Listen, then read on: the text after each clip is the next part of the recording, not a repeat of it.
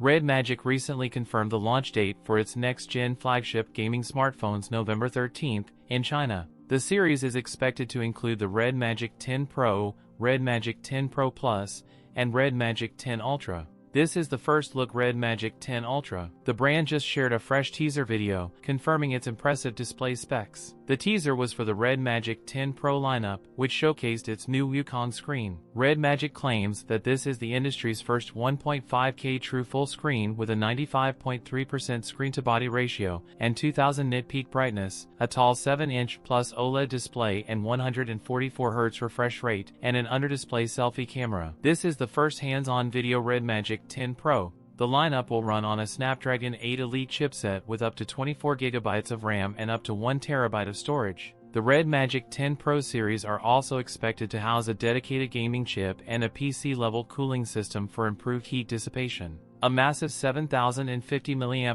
battery pack is expected to power this device, which may support 120W wired fast charging, a 50MP main camera, and 16MP front camera. That's it for today's video. If you enjoyed it, don't forget to like, comment, and subscribe for more content. Thanks for watching, and I'll see you in the next one.